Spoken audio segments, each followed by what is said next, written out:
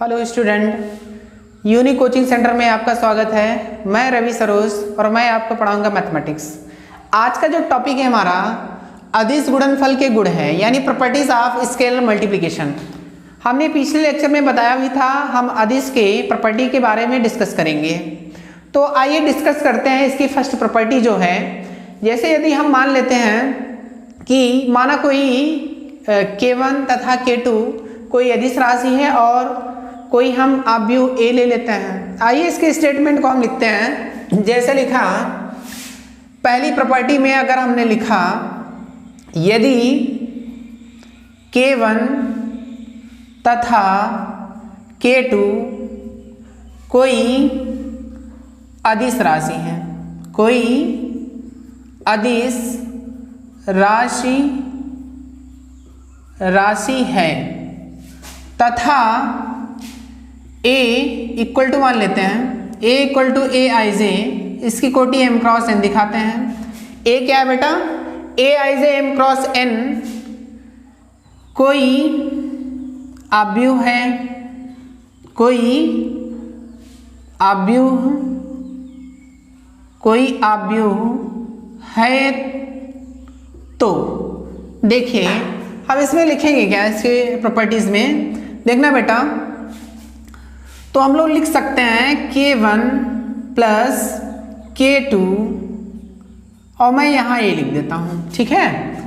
और जब मैं A का इसमें मल्टीप्लाई करूँगा तो यहाँ मुझे मिलेगा क्या, K1A प्लस इसका मल्टीप्लाई कर दीजिए K2A। तो ये हमारा क्या हुई, फर्स्ट प्रॉपर्टी हुई। तो बेटा ध्यान देना यहाँ पे, यदि K1 और K2 क्या है, कोई अदिश राशि है और हमने यहाँ पे लिया क्या है, A कोई आपकी मैट्रिक्स है, ठीक है। आइए इसके यानी उत्पत्ति के बारे में हम इसको प्रूव करते हैं, इसका निगमन कैसे होगा। तो देखिए बेटा, सबसे पहले तो हम लोग लिख लेते हैं उत्पत्ति, यानी इसको इंग्लिश में हम लोग क्या बोलेंगे, प्रूफ बोलते हैं, ठीक। आइए देखते हैं, ध्यान देना बेटा। मैंने लिखा, लेट किया A इक्वल टू, मैंने क्या लिया, ए आई जे M क्रॉस N। अब ध्यान देना, मैं ये LHS है, मैं इसको लेके चलूंगा, इसलिए मैं लिखूंगा K1 plus K2 into A। चलिए मैं लिखा K1 प्लस K2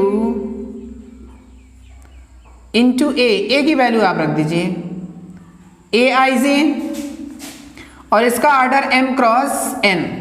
अब बेटा एक चीज ध्यान देना, हमने पिछले लेक्चर में मैंने बताया था, यदि कोई अदिश राशि होता है, तो कोई मैट्रिक्स दिया रहता होता है, तो हम उसमें करते क्या थे, यानी K का हर एक एलिमेंट्स में क्या होता था, गुणा होता था। सेम इसी प्रकार हम यानी ए आई जे जो है, यानी K1 एंड K2 में हम लोग क्या करेंगे, मल्टीप्लाई करेंगे। आइए मल्टीप्लाई करते हैं, ध्यान देना बेटा। अगर मैं मल्टीप्लाई करूंगा तो यानी K1 का इसमें होगा, चलिए लिखते हैं K1 ए आई जे, K1 ए आई जे और इसका ऑर्डर भी लिख देते हैं M क्रॉस N प्लस इसका इसमें कर दीजिए, यानी K2 ए आई जे M क्रॉस N। ध्यान देना, इसके बाद हम ये जो K1 है इसको हम कॉमन निकालेंगे। अगर हमने K1 कॉमन निकाला तो मुझे मिला क्या, ए आई जे M क्रॉस N प्लस इसमें K2 कॉमन ले लीजिए, K2 ए आई जे M क्रॉस N। अब बेटा एक चीज ध्यान देना, यहाँ पे ये इक्वेशन हम मान लेते हैं, तो हम लोग यहाँ पे लिखेंगे समीकरण 1 से, यानी ए आई जे M क्रॉस N की वैल्यू कितना है, A। तो मैं यहाँ लिखूंगा K1A प्लस यहाँ क्या लिखूंगा, K2A। ध्यान देना, इसलिए हम लोग लिख सकते हैं, यानी K1 प्लस K2 इंटू ए। देखिए मैं LHS लेके चला था और मेरी वैल्यू क्या आई, RHS। यहाँ पे देख लीजिए, तो बेटा हम LHS लेके चले थे और RHS आपकी वैल्यू आ गई। तो इस प्रकार यानी यदि कोई मैट्रिक्स दिया रहे A और उसमें K1 और K2 क्या है, कोई अदिश राशि हो, तो हम लोग इस प्रकार क्या कर सकते हैं, इसका निगमन कर सकते हैं। तो बेटा अगर हम चलिए हम देखते हैं इसकी दूसरी प्रॉपर्टी क्या है, इसके बारे में समझ। देखिए बच्चों, हम सेकंड प्रॉपर्टी के बारे में हम डिस्कस करते हैं। मैंने सेकंड प्रॉपर्टी लिखा, यदि K कोई अदिश राशि है, K कोई अदिश राशि है तथा A व B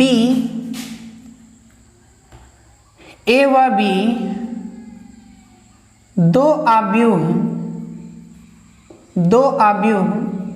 समान कोटि के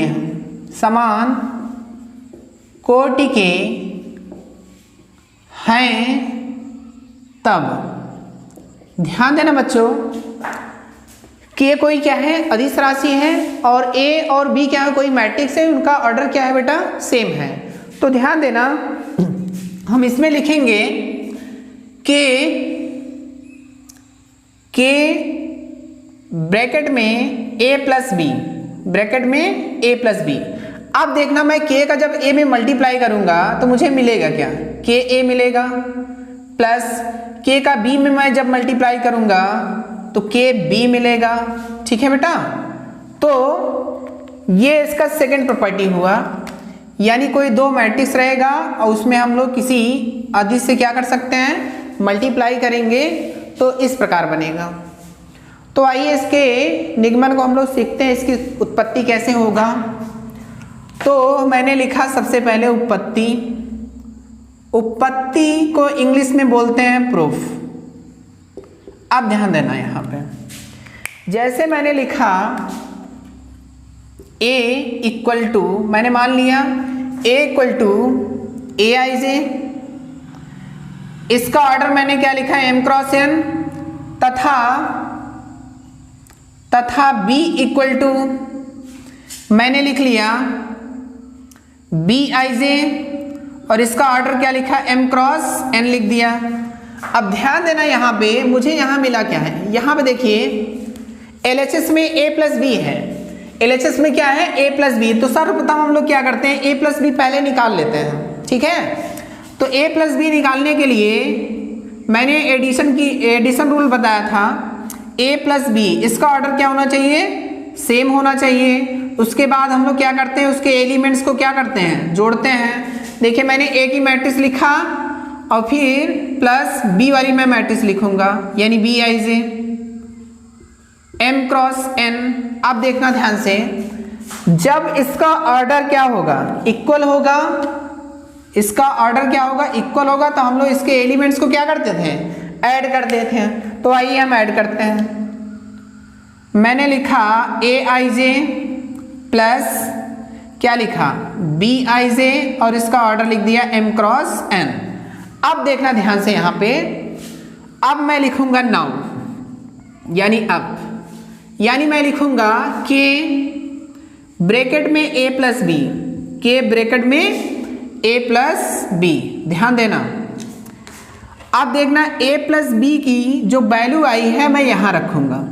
मैंने लिखा K और A प्लस की जो वैल्यू आई इसको रख दीजिए, AIJ plus BIJ M cross N। अब ध्यान देना, मैं K का अंदर क्या करूंगा, मल्टीप्लाई करूंगा, तो मुझे मिला क्या, K AIJ plus K BIJ। अब बच्चों ध्यान देना, यहाँ पे इसका मैं ऑर्डर क्या करूंगा, अलग अलग लिखूंगा।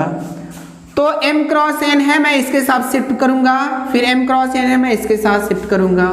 तो मैंने लिखा K AIJ मैंने ब्रैकेट बनाया, यहाँ पे क्या लिखा m क्रॉस n प्लस फिर इसका इसमें मल्टीप्लाई करिए k bij, इसका ऑर्डर क्या है m क्रॉस n।